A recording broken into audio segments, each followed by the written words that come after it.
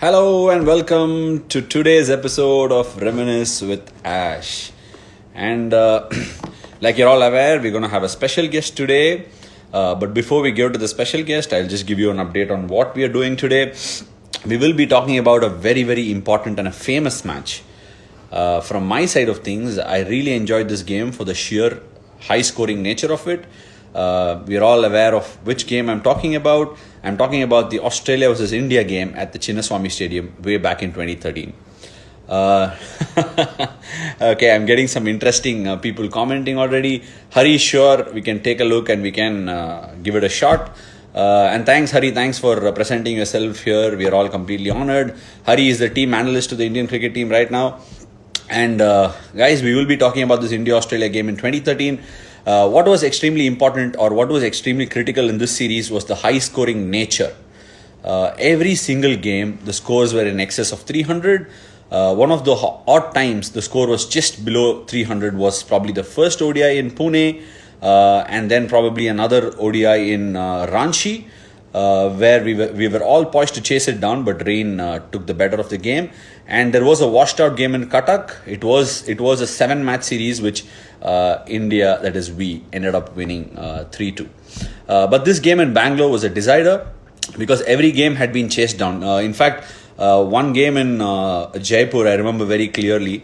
There was a score of 363, and I think Virat and Rohit and Shikhar, I think they hunted it down in like 42, 43 overs, which was insane. It was a proper exhibition match that. And following up from there, there was another high-scoring chase at Nagpur where Rohit again was in full flow. So was Shikhar, so was Virat. So as we are speaking, the guest for the evening is here, Rohit here, and I'm extremely excited to ask him a lot of questions. I expect a lot of interesting answers too. Hi Rohit, how are you doing, buddy? What's up, buddy? What are you doing? Not much. Clearly experimenting with all the hairstyles that I've got. Yeah, I can see that, man. Wow. Is it good? Because I think most people, I mean, we are all dependent on you to give a good shot at it. Give me a go. Okay. Give me a thumbs up or a thumbs down. I'm good like this. No, but it's good. Nice, Ash. It's something different from what we have seen you all these years. Yeah. So, pretty interesting. I'll try and keep it going. But please do not copy or do not go Ishant Sharma's way. You know how it will end up. You mean you don't want a ponytail at the back, right? That's what I meant, yes. That's exactly what you meant. And you wouldn't want that sledging that he gave Steve Smith in Bangalore test. Is that also something that you want to add on? एक बार करके तो दिखा तू. I was not there, yaar, but I mean, I was not part of that series, but I was watching it. I watched it highlights. I watched it on highlights. They were not talking about the game, the entire game. They didn't talk about the game. They were talking about what Ishant Sharma did to Steve Smith. And what about what Steve Smith वो जो किया वो भी बहुत funny था. Oh, not now. Not now. और पूरा bat ऐसे कर दिया उसने. हाँ, ऐसे किया. And that was a brain fade match as well. So it was quite important. But today we are not going to be talking about that, Rohit. Yeah. Okay. Rohit, I'm not sure if you watched this, but this is an episode where I'm going back in time and remembering matches from the past. And clearly, without having to negotiate much with you, I asked you about it and you were more than happy to talk about this game. One of my favorite knocks of yours, there are plenty, but this has to go down as one of the best in ODI history. What do you remember from this game in Bangalore, especially about your batting and the game itself? Yeah, I know.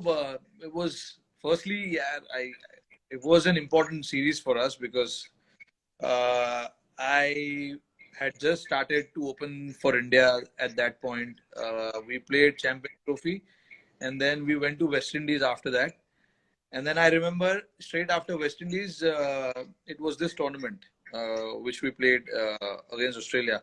So, and you know how we like to play against Australia. You want to prove a point, you want to beat them, you want to do so many things with them. So it was a good challenge for me to face that team, and I took it upon as a good challenge. I remember before the first game in Jaipur, UV you and I, we went to do a pool session, and I remember him telling me, now this is a great opportunity for you. You just started opening the batting, and you get to face, nearly whatever. I mean, you get to face from ball one till the last ball is bowled of your innings. So it's a great opportunity for you to now get big hundred in this series. I was getting 40s, 50s, 70s, and all that. In Champions Trophy also, you were part of it, and I was getting a couple of 50s I got, and then I couldn't make it a big one. So that was a good talk we had there in the pool, and I told him, I also feel that now that I'm opening the batting, I need to make it big. And I remember the first game we played, we chased 360 man in 41 overs. Yeah, I think Australia won in Pune and we hit them back, right? Yeah, they won in Pune. Then we won another one, and they won again in Mohali.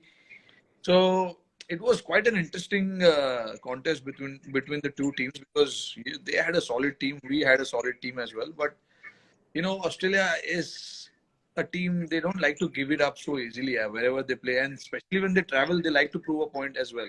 So they play, they go that extra mile to win that game or the series. So I remember clearly, it was a hard fought series, and that Bangalore game was a decider for us. And I never thought I will score a double hundred. Yeah, honestly speaking, I never thought of it.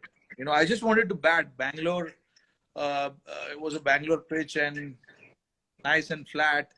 Ball was coming on nicely, and I remember there was a little halt because it rained for a brief period, about half an hour, 40 minutes. Okay. And then me and Shikhar, we were not out. We came back in, and Shikhar suddenly, I think after the games started, he got out in the second over.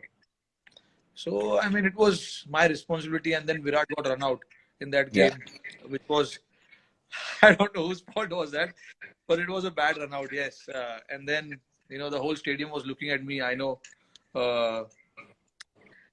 And then Suresh and I had a good partnership again. Then he got out after scoring 30, 40. And then UV got out early. And then MS and I, we batted till the end, almost till 48th over, I think, if I'm not wrong. You got out only in the last over, I think. Or probably last or second last over, if I'm not wrong. Yeah, possibly. Second last over, I got out. And how did you get out?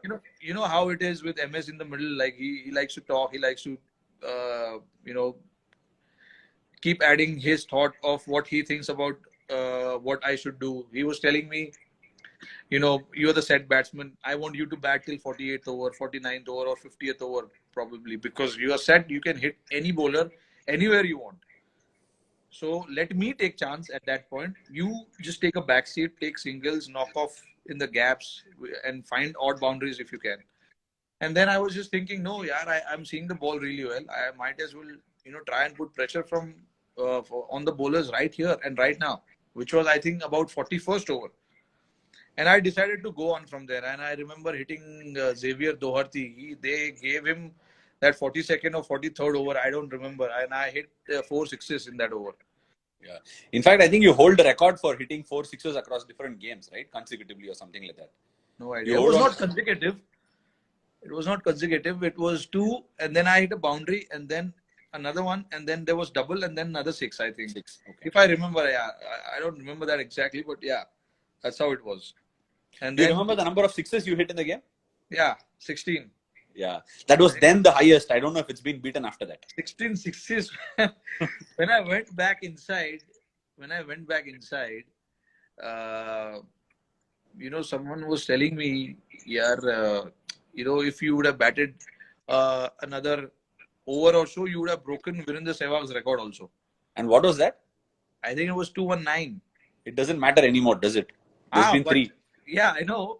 But imagine the expectations in the dressing room itself. Yeah, they want me to score another 10 runs, 15 runs to get past 219.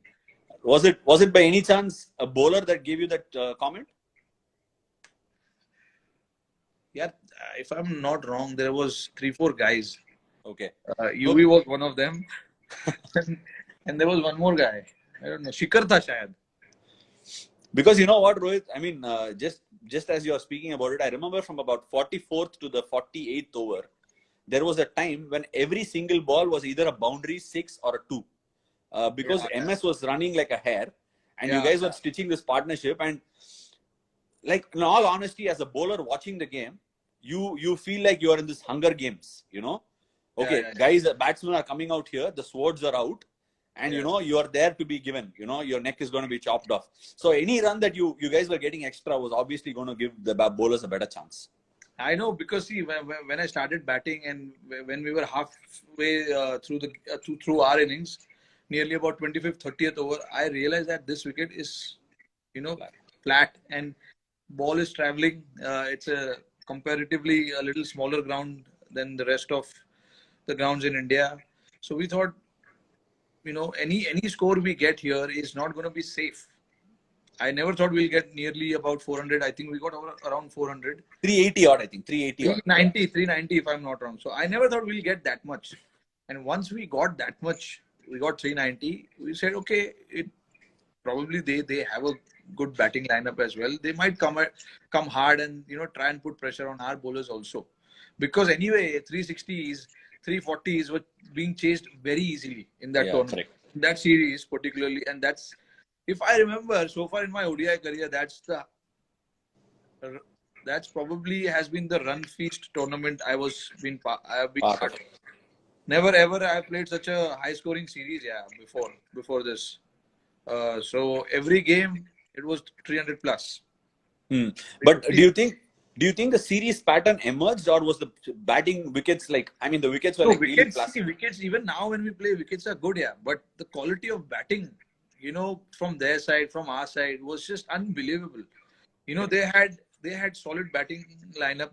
We had solid batting lineup, but the bowlers we knew at the start of the tournament only that bowlers will be challenged here, because we had few inexperience in our bowling lineup. They had few inexperience in their bowling lineup. So either way, it was not so balanced or heavily bowling side from the other side. But we thought, okay, when we played the first game, we thought, okay, it's not going to be.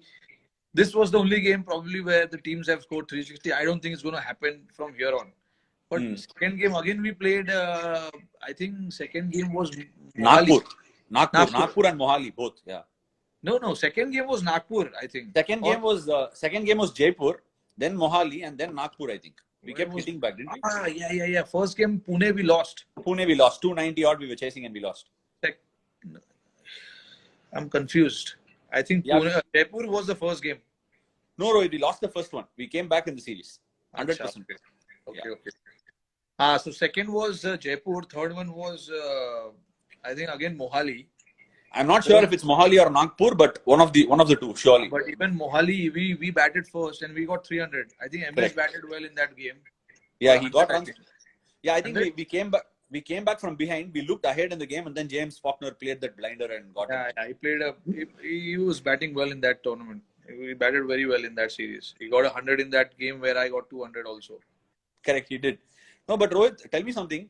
What do you remember from the first innings when you ran Virat out? Because there is a little ran in the sense it's not about whose mistake here. That's not where I'm getting at. I don't want fan clubs throwing their chakus at me. But I'm saying when Virat gets run out, there is a trend that you go on to make a big score. What is it? It puts more onus on you? It happened twice. Even when I scored 264, he got run out in that game and I went on to score 264. But in that Bangalore game also, he was on the strike and he punched the ball, if I'm not wrong, from the right-hand side of the bowler. Correct. So obviously, your natural tendency when you're at the non-striker end is to go back and save yourself. So I went back, and by the time I turned to see where he was right there. And there was no way I could make it to that side. Because Rohit, forget about it. We've all played it and we know all these things happen. But I'm asking, does it egg you on so that because Virat is gone, does it put the responsibility on you of saying, okay, his 100 also I need to make? I told you that when I was explaining about it. He got 100 in that game, first game, 50 balls, 100. He was in great form. So obviously, if you lose a player, in that fashion. You want to make it up, yeah. You don't want to leave it to someone else, and you need guys who are in form to bat as much as possible. And we lost two of the guys. Shikhar was in great form. He got out. He made 60 or 40, if I'm not wrong. I think he made 60 in that game. He got Shikhar out. made 60, correct. Yeah, and Virat got out cheaply. I don't think he He, scored he, more than he 10. didn't get off the mark. He played only 2 balls, I think. So he got out on 0. So obviously it was my responsibility to make sure that I stay till the end, because we always talk about one batter batting through the innings, and we three of us were in great form. Correct. Having scored a lot of runs in that series. So I thought, okay, it's my responsibility to be there, not to make up for anything, but just to be there to score runs and make sure that, okay, now two of our senior players or informed batsmen are out. Now I got to make the most of it. I was thinking like that, yeah. Actually, this series was only about, Shikhar, yourself, Virat, and to an extent, Maxwell, George Bailey, and maybe Watson. That was where the series was, because it was 3 batters from this side and 3 batters from this side. And in fact, UVPA and MS hardly got much to do in this tournament. Yeah, I think Mohali, MS made some runs, but I think he got 100. He might have got 100. I'm not sure. But apart from that, I think it was mostly about the top 3 and the quality of top 3 batting, like you said. Yeah, MS in that game against, in the game where I got 200, he got 60 or 40 balls. Yes, correct. Something like that, yeah. 32 balls, 60 or something.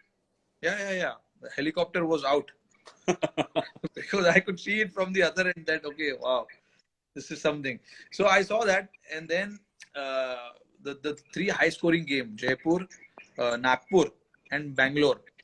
Except Bangalore, these two, Jaipur and Nagpur, 80% of the runs were scored by top 3 batsmen. Correct. So that's probably the reason Raina, UV, and MS didn't get to bat so much. In Mohali, we were put under pressure. We lost wickets up front, and that's how MS got to bat a lot there, along with UV and Raina as well. Correct. Rohit, now with batting done, tell me what you remember from the bowling. You put your captain's hat on and tell me what do you remember about bowling. I only remember one funny incident, which was dismissal of Shane Watson. Okay. Do you remember what happened? How he got out? Jaddu caught the catch of Vinay Kumar and Vinay celebrated, right? No, Jaddu was bowling. He bowled that ball fast. Correct. He bowled that ball so fast. Watson, before he could cut the ball, it hit his inner inside of the bat. Hit MS's thigh. MS's thigh and went to short third. Correct. I remember it. I clearly remember. And the run out of George Bailey. Correct. Vinay Kumar threw it down from the other end. Correct. He was looking at the bowler's end. By the time he could make it back, the ball was already in MS's hand and he ran him out. Those are the 2 incidents. And the third one, I'll tell you, I think it was Maxwell. He hit 1-6 of Vinay Kumar, which hit the scoreboard. Yeah, बहुत बड़ा छक्का था. I think it was more than 100 meters. Yeah, Maxwell, I think, played a blinder, 60 of 20 balls or something. Yeah, 20 balls, 19 or 20 balls, he got 60, man. So I told you, we were not sure whether we are going to win this game, because the way they were batting, and they were way ahead of run rate required. But Rohit, the interesting fact that we are all missing in all these chakkas and chokas is the fact that Australia was 138 for 6 and hadn't made a 40, and Maxwell made a 60 in that. And from there, Faulkner got the 100 and took them through. That's what I'm saying. When Maxwell was batting, it was looking very easy for them. Correct. And then obviously George Bailey was in the form of his life. Every game he played, he got 50 plus, 70 plus in that series, if I'm not wrong. I think he got every 90 or something like that. Yeah, right. So if I was like, okay, they've got him to come. Now there's Watson who's going to come. Faulkner, Haddon, and all these guys. So it's not going to be that easy for us. And then, like you said, 130 for 6. We thought, okay, now it's done. Now probably we can, take it a little bit easier. We can breathe. But then this guy came, Faulkner, and again. Any idea why Watson came down the order, Rohit? Because I kept on checking again and again, and I couldn't find a reason why. Maybe they wanted him to bat towards the end. They thought the game might go a little close towards the end, so they might need, along with Faulkner, they might need someone else. Probably that's what they were thinking, if I'm not wrong. I guess. And do you also remember the fourth incident where Shami dropped the catch at deep mid wicket? Yeah. I remember that. The You do? deep wicket it was. Of Faulkner. He ran the usual Shami way, and he thought he's going to take that very easily, and he dropped it. We Can were you like, okay. can you shake the head like how he shakes usually? Not really. Leave it when we meet, and I can do that. But I mean, we all were so pissed at him, seriously, because we thought, okay, this is this is going to be tough now for us, because, and a guy like him batting the way he was, and you drop a catch at that point, you start thinking about so many things then, and the last thing we wanted was to drop anyone's catch, especially Faulkner. Correct. I remember we dropped him at Mohali, and he made us pay for it. He won the game. He won the game. He won the game. He won the game. He got 70, 80 something, I think. It's just 40 balls, 40, 45 balls. Hit Ishant Sharma for 4-6 in 1 over. Yeah. Okay, you basically covered the entire match and made my work very, very easy. But now I'm going to get to a slightly lighter part. Okay. Tell me, where did this name Hitman come from? Were you a fan of Bret the Hitman Hart? Came in that game. Correct. And that's exactly why I'm asking you. Yeah, 209 when I scored that runs, and I was walking back to the pavilion, and obviously they called me for the flash interview after the innings got over, and I was really very tired. Yeah, I told I don't remember who the media manager was. I told him I can't go now. Please take someone else. He said, no. This is kind of a record, so you have to come, and it goes worldwide and all that. So I said, okay, chalo, I'll come. I went down. I'm sure you know who this guy is. You know PD, right? PD, yeah, correct. The broadcasting producer. Yeah, the Chahal's younger brother or older brother. So he was there. He told me, "Oh man, you played like a hitman. You are a hitman." Oh, okay. That's how it started. And then, Ravi Bhai was there towards the end of the presentation, and he told me, he introduced like that. Oh, they call him a hitman. I think I was man of the series in that tournament. So he was interviewing me, and he called me hitman. And that's how it started. But did you go back and check as to who Hitman was? Have you watched WWE when you were younger? Yeah, of course. Bret Hart. Right. It's one of my favorite, that guy.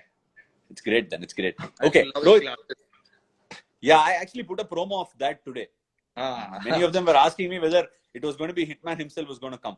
Anyway, but this is far better. You've taken this chat and show thing very seriously, man. I've taken it. I mean, like anything in life, I do it properly. So that's great. I think it needs to be. That's a good learning for people who are watching. Why do you say that?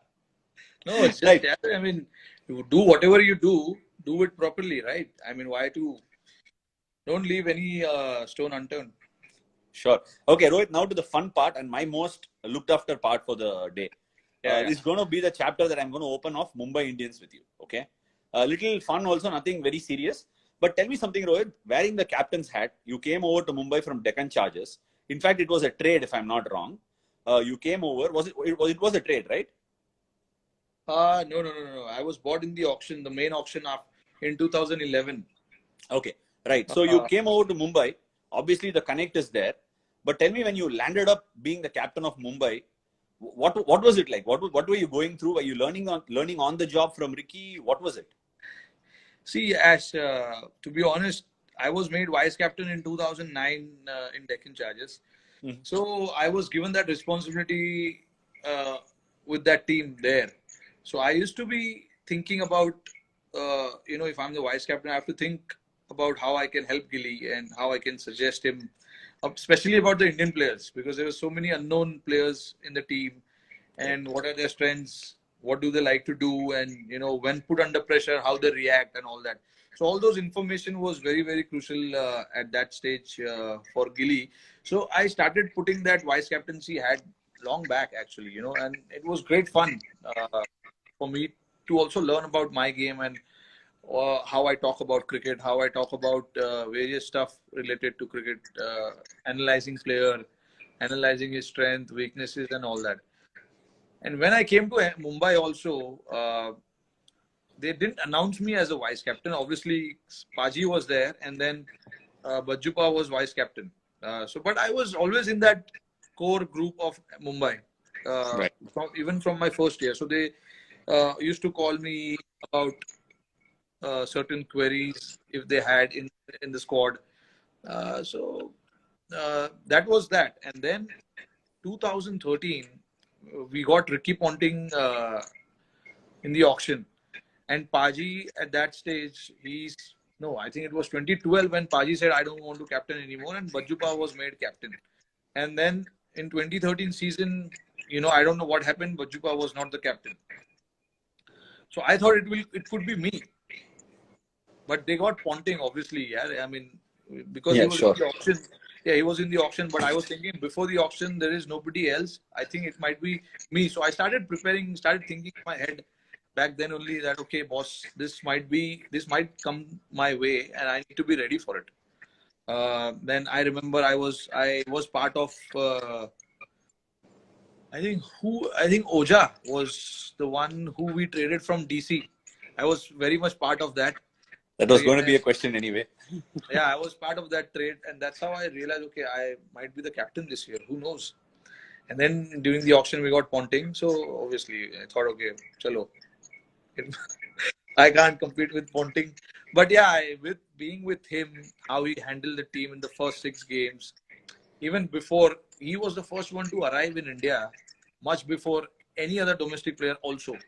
You can imagine his passion. You can imagine his, energy. Like he wanted to feel the team. He wanted to come and understand each and everybody.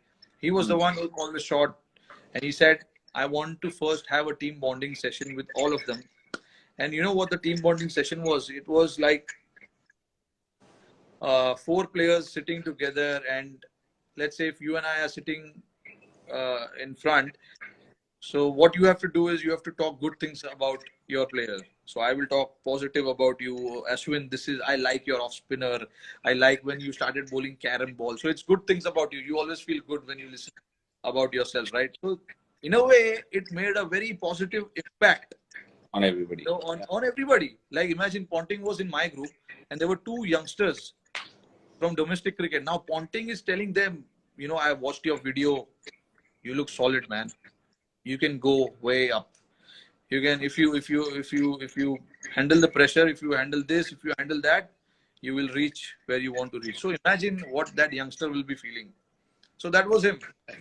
So it started from there, and then obviously he was not hitting the ball well. He was not scoring runs. So he said, okay, I have to take myself off from this job and let someone else take it. And there were debate about Dinesh Karthik was also part of the team. So some people were thinking, okay, we can go to Dinesh, but eventually Ponting called me up and he said, we want you to take the team ahead from here, and I know you've got solid game sense and all that. You will do a good job. Okay. So it started from there, and then more or less, I mean, Ponting actually was player come coach. He became player come coach after that, and he was always there to help me.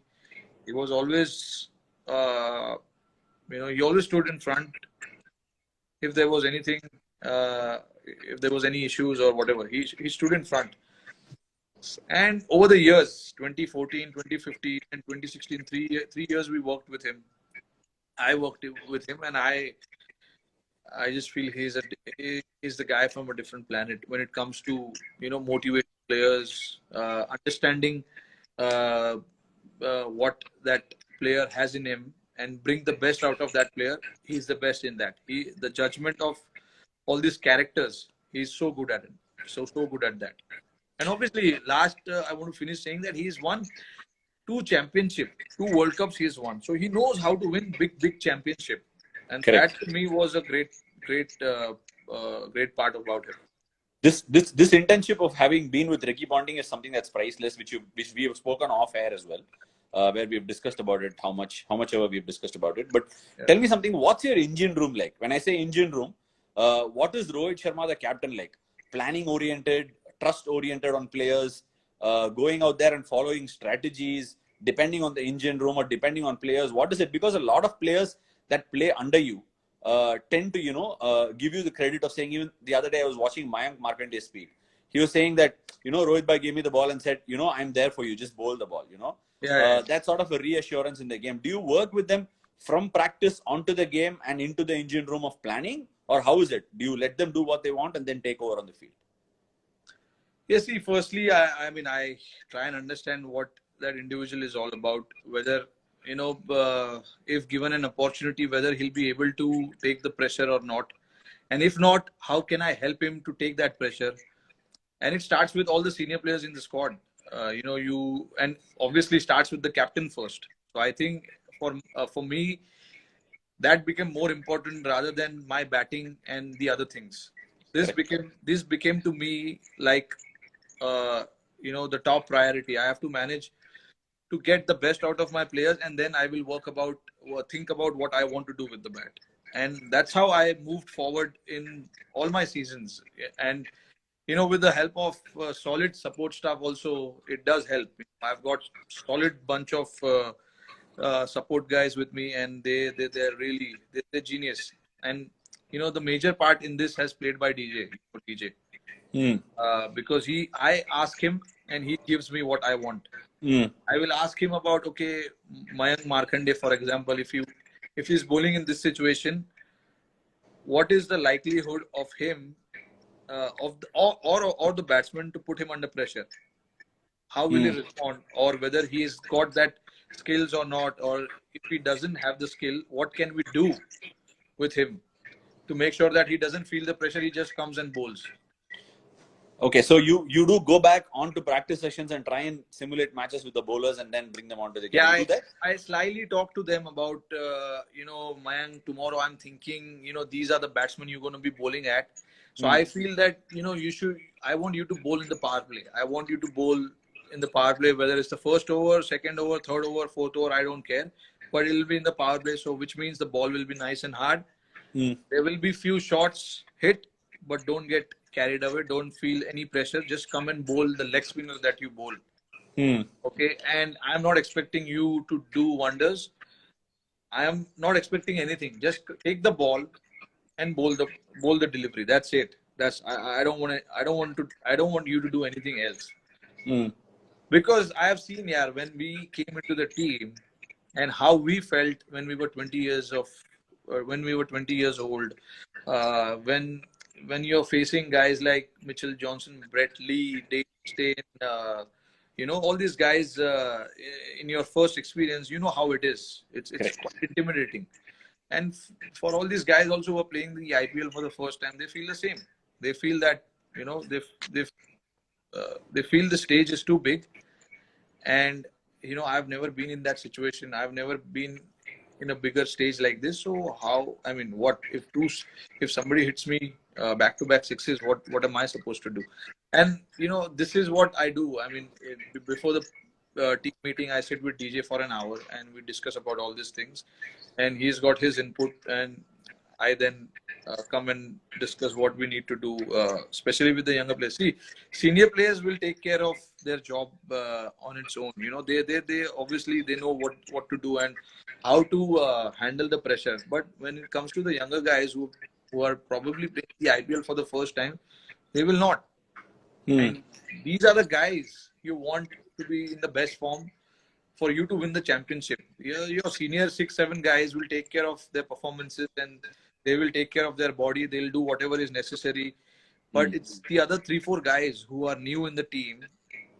There will be a batsman, there will be a bowler. So how you manage those 3-4 guys is very, very crucial. That is what I've learned in the entire IPL that I've played. Okay. Now to a slightly lighter tone. Like you said, DJ, as soon as you spoke about DJ has left me a message. He asked me to ask you, how do you feel about the poor pav on the pav bhaji that you buy from Shiv Sagar during the IPL at 3 o'clock in the night? And how does the pav feel enough? Is there enough around Mumbai for you to order? What is that? I mean, I don't understand. What He's saying power? that every night at 2 o'clock or 2:30 in the night, you order pav bhaji from Shiv Sagar, and there is a routine. He says, along with a lot of other routines that he follows for victory, he says you watch a movie at late night sleeping with 3-4 guys in the theater next to Trident. Then he also says that you have He's your one of 2:30. them. That's He's exactly one why of he's saying them. that. Yeah. And he also says that the 2:30 pav bhaji is extremely critical for you to be able to make the right decisions on the ground. Matter what, 2:30, no chance, man. But yeah, I mean, I've been out a couple of times. We've gone on to that famous place near Chopati. It's one of the best pav bhajis you get there. I've been there many few times. Uh, but yeah, now obviously I've got if he doesn't know, I've got a little one who is in the house, probably sleeping at that point, or me and Ritika, we both are trying to put her to sleep. So there is no chance, or there is no way of going and eating pav bhajis anymore after midnight. Rohit, now that you posted it, how long does it take for you to put the little one to sleep? Or is she like good and goes to sleep quickly? No, it's not. Yeah, I mean, it's a tough one. It's Do a you tough sleep job. in the process as well sometimes? I have. When she was young, I have actually. When they are at that stage of burping, when they feed the milk and they have to be burped, and it's in the middle of the night, you're tired, you want to sleep, you're sleeping, and obviously, yeah, I can't let Ritika do everything. So I used to take that responsibility of burping in the night. But yeah, of course, I've gone on to sleep, and I've not realized until Samaira has started to drift away from me, man. So then only then I realized, okay, You need to I pull. can't be. So now after that day, I started walking now, because before that I was in the bed doing that. So when you're in the bed, you're relaxed, you're comfortable. So I decided I'm not gonna sit and do it. I have to be on my feet. Yeah. See, I don't know as a batsman how you feel about it, Rohit, but as a bowler, constantly, when you have somebody nicking off and the catch is referred to the third umpire, no? Yeah. So I'm waiting to see if the catch is carried and it will be given out. That's exactly how I used to feel putting the child to burp. Like once that burp comes out, I feel the decision has been made. That's Yeah. how I used to sit in the nights waiting for the burp. So I completely empathize with you. Such a relief that you get when they burp and when they go to sleep, and especially when you put them to sleep. And that has been my goal in this lockdown, actually, to put her to sleep. I was not good at this. This was the only thing, um, I was lacking behind. I was not able to put her to sleep. I rest everything I can do.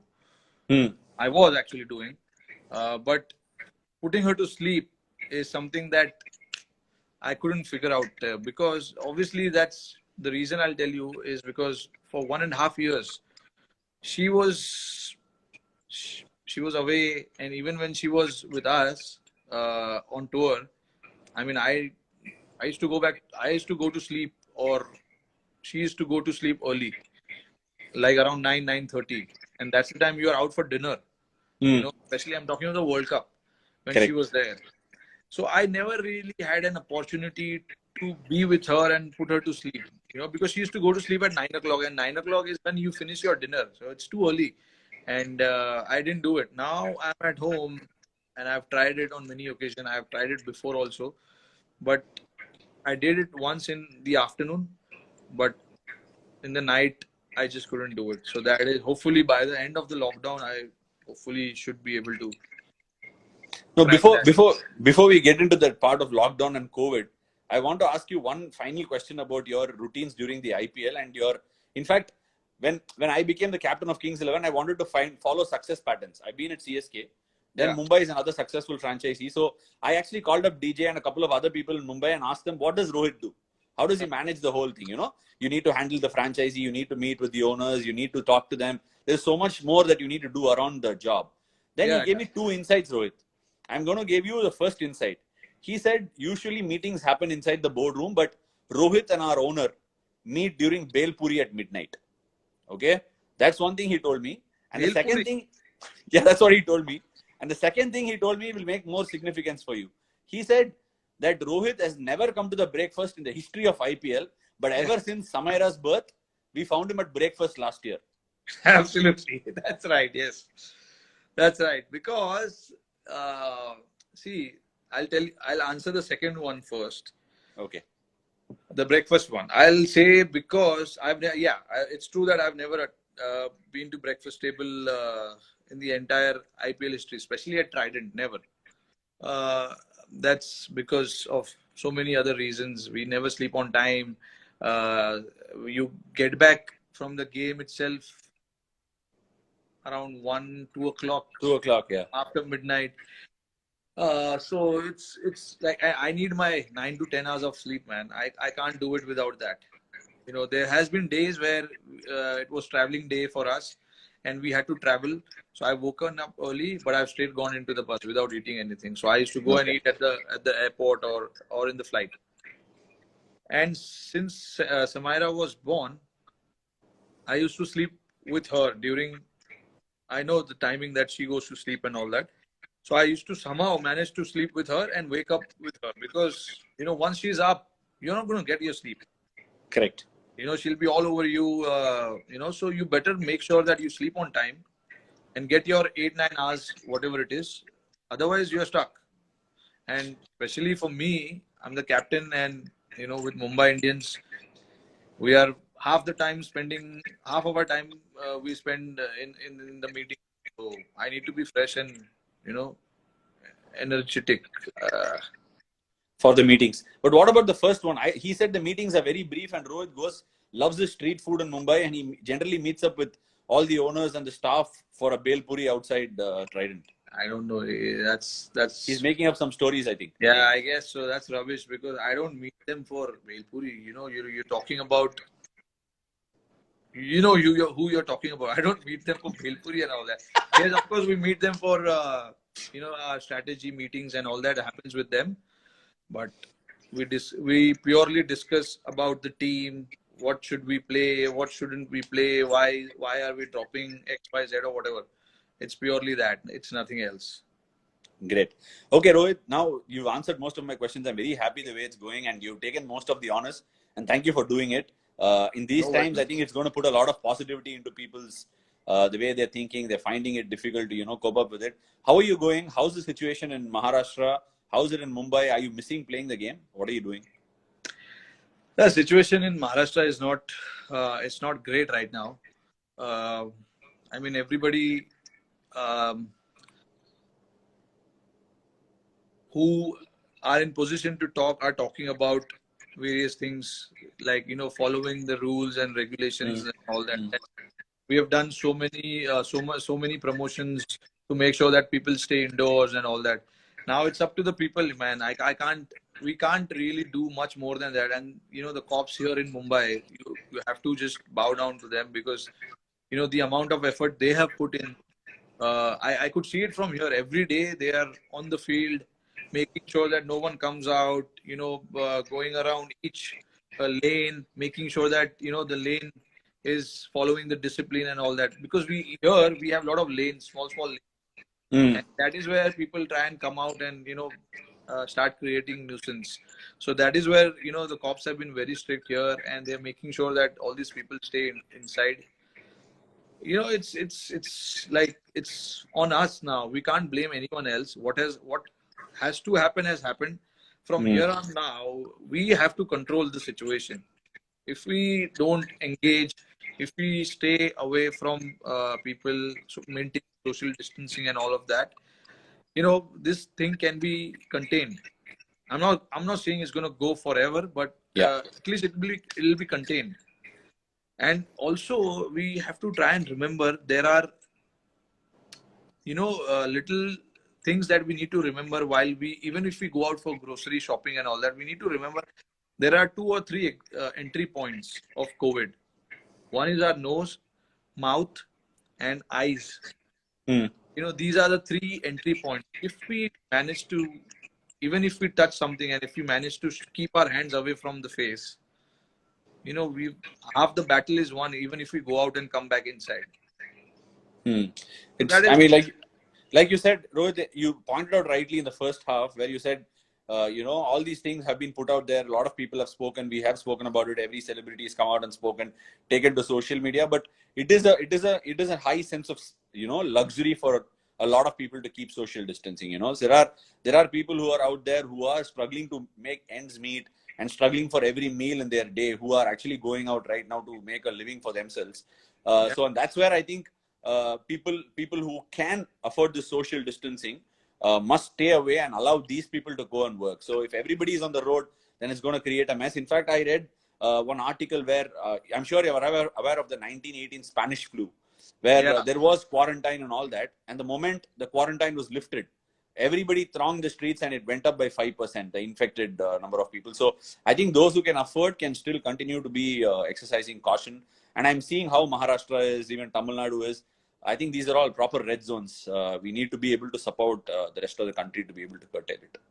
Yeah, absolutely. I think, see, I mean, there are a lot of engagements that happens in the metro cities. So for us, we need to be extra careful than the other cities, you know, the tier 2, tier 3 and all that. We just need to be little sensible and little understanding of the situation. See, government is trying everything they can. They have still opened up a lot of arenas, a lot of spaces in different parts have been opened up. And we need to understand and not get frustrated. Lockdown doesn't mean that you've been, you've been held or Hostage, you've been asked. Yeah, this is not a crime. You know, we are doing it for our future generation and making sure that our future is secured. If we stay indoors now, we can move outdoors pretty soon. It's as simple as that. And I hope people can understand this very soon and live with it, because if we don't, it's not going to go anywhere. Sure. Rohit, thank you so much. And before we close, I just want to ask you how I leave this quoting in Marathi saying "Stay safe, stay home." How do I say it in Marathi? Stay safe or stay home. Stay home, stay safe. घरी बसा, घरी बसा. What? घरी बसा, आरामात बसा. घरी बसा, आरामात बसा. That's easier than Punjabi, I think. Basa means आराम से, just take it आराम easy. से. Right. आराम से. आणि घरी मतलब घर, your house. Okay. So the one thing that I learned, I wanted to ask you was "Tu kasa hai?" At the first, I forgot it obviously. So that's that. Yeah. So thank you so much, Rohit. Thank you so much for joining me today. It has been a pleasure, and thank you so much for taking the load off me as well. No Have worries, a good night. man. Thanks. Regards to Ritika and Samaira. Yeah, thanks. Hope your two little daughters are doing all right, and Preeti as well. I mean, we are actually thankful for the first time that we have two. They're entertaining themselves to a certain degree. That helps a lot. To a certain degree. That helps a lot. Yeah, it does. Right. See you, man. Good night. Take care, man. Yeah. I'll see you. See you. Bye.